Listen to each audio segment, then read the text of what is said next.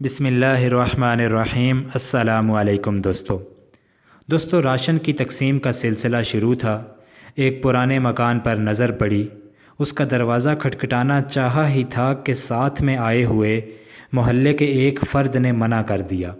پوچھنے پر وہ کہنے لگا کہ صاحب رہنے دیں، یہ ایک فاحشہ عورت کا گھر ہے، اس کو بہت جگہوں سے راشن آتا رہتا ہے۔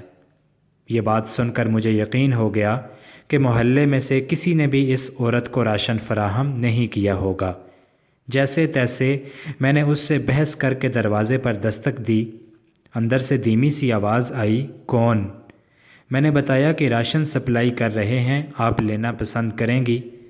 تو انتہائی غمگین سی آواز آئی کہ آپ واپس چلے جائیں، پہلے ہی اس محلے میں لوگ ہمیں جینے نہیں دیتے، ہم گزارا کر لیں گے، آپ کی مہربانی، آپ محلے کے شرفاء میں تقسیم کر دیں۔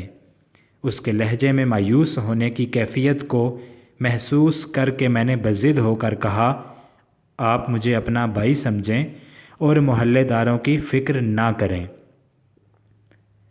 بہت اصرار کرنے کے بعد اس عورت نے اپنی بیٹھک کا دروازہ کھولا اور ہم نے راشن اور آٹے کا تھیلا وغیرہ اس کے گھر پر رکھ دیا۔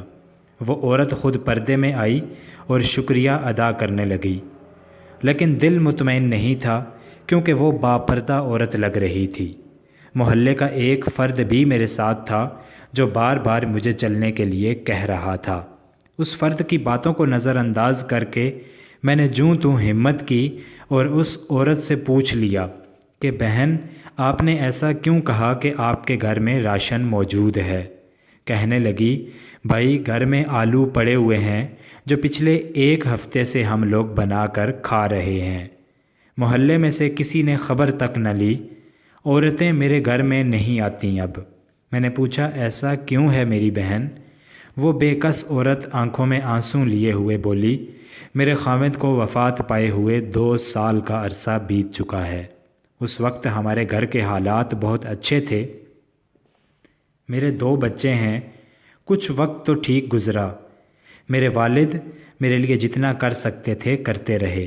ان کی وفات کے بعد میرے گھر کے حالات کچھ زیادہ ہی خراب ہونا شروع ہو گئے، بچوں کا اور گھر کا نظام مشکل سے مشکل تر ہو گیا۔ ایک دن میرے خاوند کا ایک قریبی دوست باہر سے پاکستان واپس آیا، اس نے مجھ سے بہت افسوس کیا اور مجھے کچھ پیسے دے کر چلا گیا۔ پھر وہ کچھ دن بعد آیا اور مجھے گھر کا کچھ راشن دے کر چلا گیا۔ دوسری دفعہ لوگوں نے جب میرے دروازے پر گاڑی کو کھڑے دیکھا تو طرح طرح کی باتیں کرنا شروع کر دیں۔ پھر جب وہ واپس بیرون ملک لوٹنے لگا تو جاتے ہوئے میرے گھر آیا اور کہا، بہن یہ میرا نمبر ہے، آپ کو کسی بھی چیز کی ضرورت ہو تو اپنے بھائی سے کہنا، کسی محلے دار سے مانگنے کی ضرورت نہیں۔ جب وہ باہر نکلا تو محلے کے لوگوں نے اسے پکڑ کر مارنا شروع کر دیا کہ تم نے ہمارے محلے میں گند مچایا ہوا ہے۔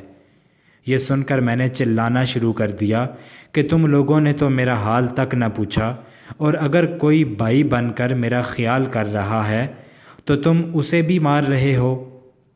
شرم سے میری جان نکلی جا رہی تھی کہ اتنی ہمدردی کا یہ صلہ ملا اس بیچارے کو۔ وہ بھائی ان کو سمجھاتا رہا کہ یہ میری بہن جیسی ہے، لیکن محلے کے لوگوں کو جیسے ایک تماشا ملا تھا لگانے کو۔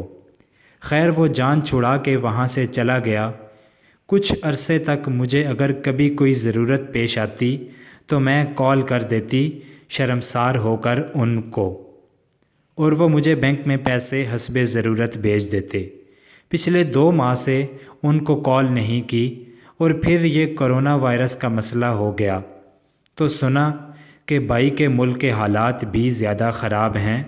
دوبارہ میری ہمت نہیں ہوئی کبھی ان کو کال کرنے کی۔ اب بیوہ سمجھ کر اگر کوئی میری مدد کرنا بھی چاہے تو محلے والے مجھے غلیظ نظروں سے دیکھتے ہیں، اور محلے میں اتنے شرفاء ہیں کہ ہر کوئی گزرتے ہوئے میرے دروازے پر جھانک کر جاتا ہے، باہر جاتے ہوئے مجھے گھورتے ہوئے جاتا ہے، اپنی عورتوں کو میرے گھر نہیں آنے دیتے۔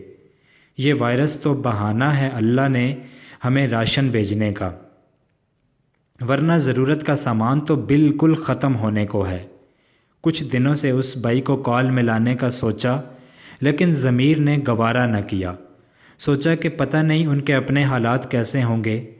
میرے بچوں کو بھی اب محسوس ہونا شروع ہو گیا ہے کہ محلے میں ہماری ماں کو لوگ کس نظر سے دیکھتے ہیں۔ ہمارے پیارے نبی صلی اللہ علیہ وآلہ وسلم تو دشمنوں کی بیٹیوں کے سروں پر بھی چادر رکھا کرتے تھے۔ یہ کہاں کے دیندار لوگ ہیں کہ اگر کوئی میرے گھر میری مدد کو آتا ہے تو اس کو اس قدر مشکوک نظروں سے دیکھتے ہیں کہ لوگوں نے ڈر کے مارے مجھے زکوٰۃ تک دینا چھوڑ دی ہے۔ یہ باتیں کرتے کرتے اس عورت کا دوپٹہ آنسوؤں سے بھیگ گیا، اور جو میرے ساتھ آدمی بیٹھا تھا وہ بھی شرم سے پانی پانی ہو رہا تھا۔ مجھے پتہ ہی نہیں لگا کہ میری آنکھوں سے آنسوؤں کی جھڑی لگی ہوئی تھی۔ ہم نے راشن کے ساتھ ساتھ کچھ نقد رقم بھی اپنی طرف سے اس عورت کو ادا کی۔